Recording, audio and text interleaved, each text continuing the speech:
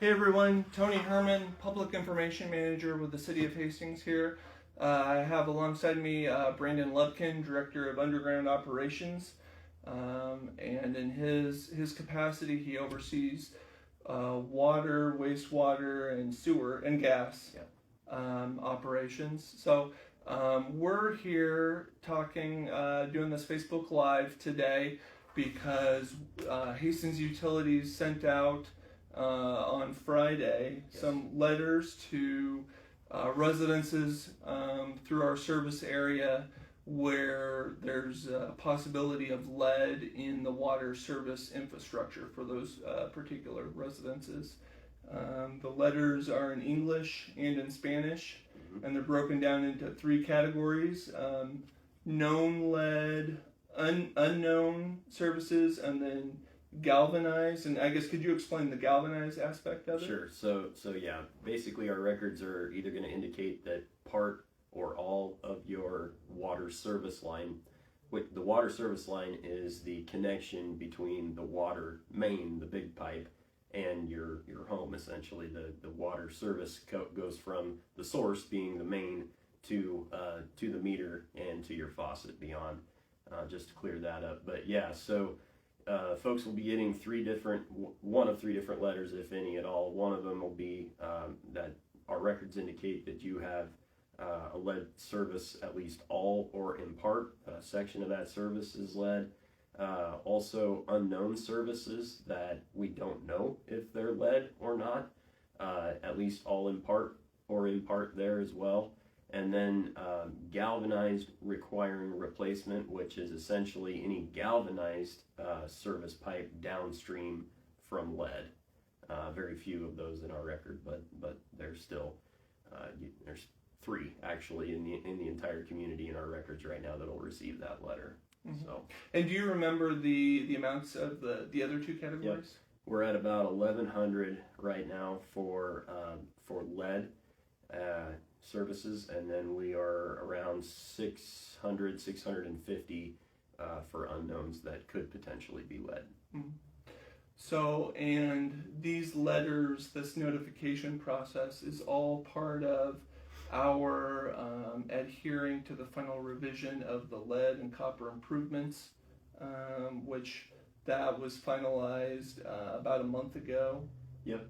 So there's been a series of iterations for the lead and copper rule. One started in 2021. A lot of those initial requirements were removed. April 2024 came around, and these letters became a part of what's called the lead and copper rule improvements rule. So yeah, the letters are part of being compliant as a public utility, as a public drinking water system. Mm-hmm. Okay. So, but the latest rule is that everything needs to be identified and replaced within 10 years. Yeah, so on October 8th, the Biden administration announced that all lead water services need to be replaced in 10 years. So we've been actually doing it since 2022, excuse me.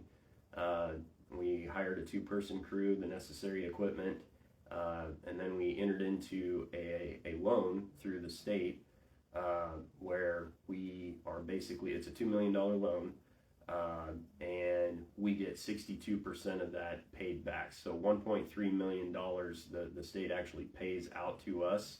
This money was originally federal money through the bipartisan infrastructure bill that was made into a law in 2021, $15 billion nationally for folks to essentially get the lead out of their drinking water systems.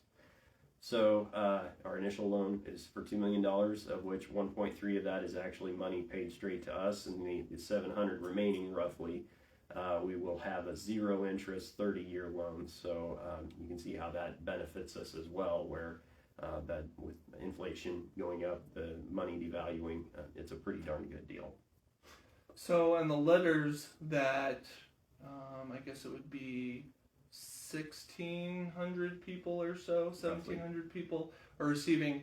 The language can be kind of alarming, kind of scary, but a lot of that is required as part of the lead and copper rule, and a lot of it also is maybe not necessarily applicable to. I mean, it's applicable, but Sure. I guess could you talk about just in terms of the water quality we have here in Hastings? Sure. So yeah, it's a big question, but I think the best way of answering this is to say our water is very safe to drink, and it has been for a number of years. We have very passive water in the aquifer. It doesn't change a whole lot from a chemistry perspective. It's not very reactive. The lead pipe situation became very public. If you guys remember the Flint, Michigan incident where basically water sources were switched from a lake to a river, and the river had a lot more aggressive chemistry, and it was more aggressive on the lead pipes. It pulled the lead actually into the water. We don't have surface water as a community. We have pacified water with the minerals that come from the aquifer. So, we sample for lead and copper every 3 years per the lead and copper requirement, and we meet the federal requirements or beat every time we do it. So because those requirements are getting a little more stringent with this. They are. Rule, Yep, they are going from 15 parts per billion for lead as the first number for taking some form of action down to 10. Even with that 10, I mean, your numbers get tighter and tighter, it gets tougher and tougher, but historically I see limited concern with that. So.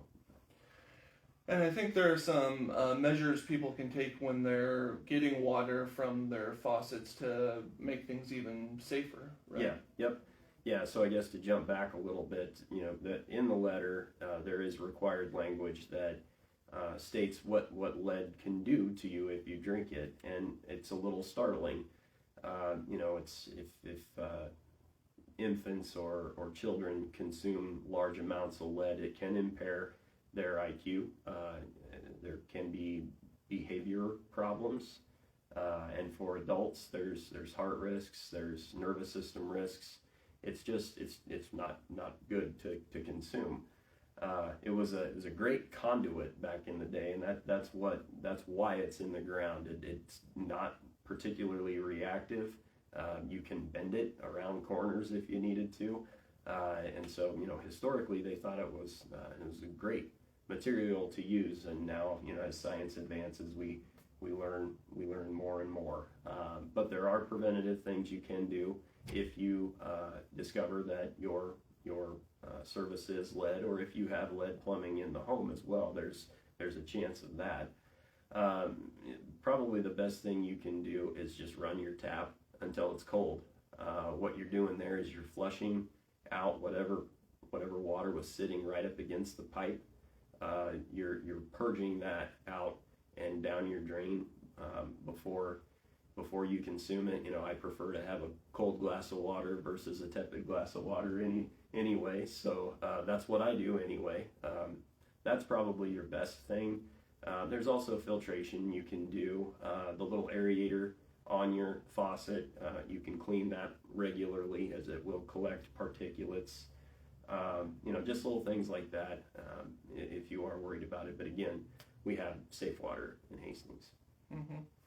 So, and you presented on this at the utility board meeting on Thursday, and one of the things you mentioned then, if a homeowner in Hastings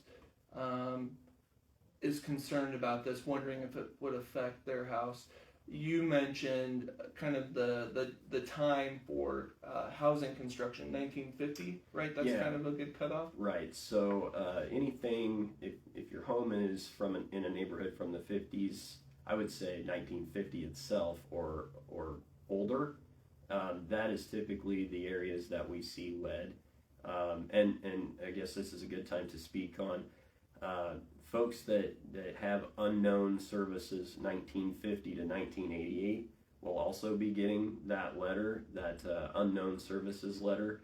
We're pretty sure you don't have lead in that time frame. We just don't have documentation to essentially prove that to the state and federal level, but we just haven't seen it in the field. Typically, where we see our lead is in the older neighborhoods, even more in the early 40s, but some in the late 40s. All clear down to the late 1800s is when it was mostly being used. Mm-hmm. So far we have replaced about 200 lead services? Yep. So far we're at about 200 with the work that we've done. We've also eliminated another 50 or so. Our records indicated they were lead and they weren't. So that's good, that we're finding that 1,100 number that's remaining may be a little high. But you never know as we go block to block, street to street, that might change, And the older neighborhoods that would have been constructed before 1950, those are kind of the priority areas. Yep. as we go through this, right? So we're focusing on basically an all-encompassing program where it's not just the water services we're looking at, the lead water services. We're also looking at replacing the mains, the water mains, the primary pipes in your neighborhood. Those areas that are the older homes, the older neighborhoods, have a lot of 4-inch water main. That was pretty much the standard of what they put in residential areas at that time. And those pipes are getting old. They're cast iron. Our main break rate, by that I mean when pipes burst while they're in operation, our main break rate is low. It's well below the national average, but it's increasing. It went up 50% over the last 20 years, so it's something we don't want to turn our back on. But also, really the reason we're focusing on those 4-inch mains is for fire flow capacity. We want to make sure everybody's got safe fire protection in those older neighborhoods that typically have a higher household density within the block. And so those 4-inch mains areas are right in there in the same time period that those lead water services were built too. So we're trying to get in there. We have a 10-year plan. We have a 6-year budgeted plan, projected schedule, where we go to these neighborhoods and we change the 4-inch out to brand new 8-inch ductile iron from cast iron, and we replace those lead services in conjunction with that project. And you're pretty confident, even though this new ruling came out with a 10-year deadline, with the work we've done already, we're basically right on track for that? I think we're set up as good as about anybody could be, because we started as early as we did. We were the first ones in the state of Nebraska to actually sign up for the loan for the federal money that worked its way to the state. We've got a lot more practice in our belt than a lot of communities. A lot of communities are still trying to work on their inventories. Well, they don't really know what they have in the ground. So kudos to those from generations ago that thought keeping service records were important. Appreciate that. Yeah. So. And if people have questions about their own water service, they can call our water Yep. department. The number that is listed in the letters is 402-462-3621. That'll get you right to our water operator, and we are expecting some phone calls here. The letters hit the mail Friday, and we had a federal holiday here yesterday, so you might be seeing them here tomorrow or certainly Thursday. And yeah, don't hesitate to give us a call if you have questions.